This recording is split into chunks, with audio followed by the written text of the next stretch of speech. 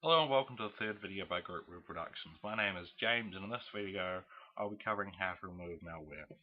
So, how to remove malware depends on what kind of malware you have and what it's doing. In particular, this video will be focusing on the more dangerous stuff, the stuff that looks and acts like an antivirus, and will try to fill up your computer with viruses, set off all sorts of alerts, try to hijack everything, and in the end, it's all towards the goal of getting for you to pay them to stop doing it.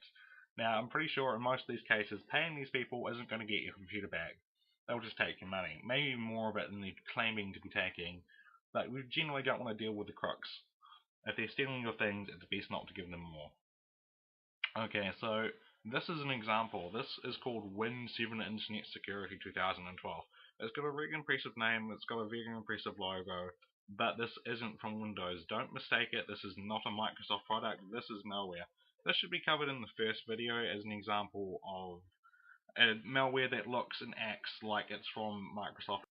It looks like it's from somewhere official. It's basically tricks you to get on your computer as now throwing up all sorts of alerts that look legitimate and should be setting off your legitimate antivirus system, basically saying you have 10 billion viruses and only we can remove them, only if you pay them. If you look in the bottom corner, it says all you need to do to fix all this low protection, all this low settings, all these off settings, is you just need to activate, which basically means pay them to get your computer back. We don't really want to do this. These are the actual logos from Windows of Windows Defender. You notice the brick wall on the left and the shield on the right. The shield is more popular with the old versions, the brick wall is more popular with the new versions. You can see both on it. And they were both in Windows Defender. If you see them anywhere else other than Windows Defender, then it's merely something trying to use them to gain your confidence. Now, how do we remove these things? One of the most brutal and brute force methods of removing it is to simply delete your app data folder. As you can see in this, all you need to do to find your app data folder is to go into your computer, go into any folder anywhere, and type %appdata%. No spaces, exactly like on screen. If you type this, it will then take you to your app data folder. All you have to do once you're there is delete everything. Now, this obviously isn't the ideal method of cleaning out the malware, but it is one of the easiest methods, especially if you're under full-blown attack. It will cause some problems with your other programs if you have just deleted basically the settings for everything. But as these things are not viruses, they are malware, they do have to exist somewhere physical on your computer, and 99.9% of them will exist in these folders. You can, of course, feel free to search through this place and see whether or not you can't handpick out what is malware and what isn't, and then remove only the things that are a threat to you. But we actually have better ways of dealing with this. This is just, as I said, a brutal, quick sledgehammer method of getting rid of most of the dangerous things. These are two great free programs. Both of them would prefer that you buy them, but you don't have to. They have free trials, and the only difference between the free trial and the real thing is generally active protection. You will have to run both these programs in order to get the benefit of having them.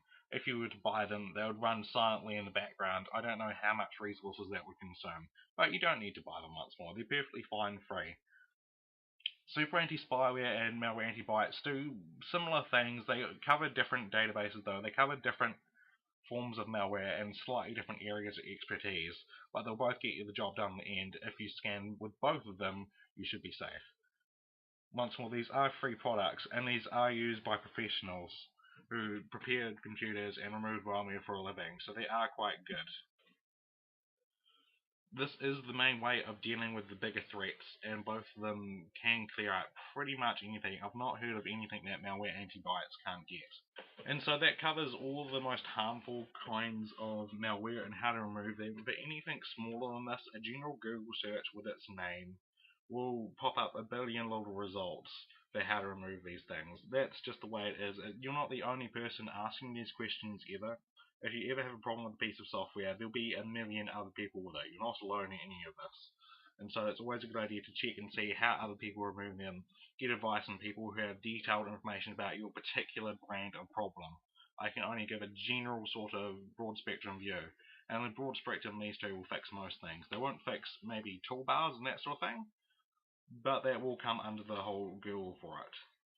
So, this is the end of our trilogy of videos, and I hope you've enjoyed the first two, and I hope you'll never have to use my third one.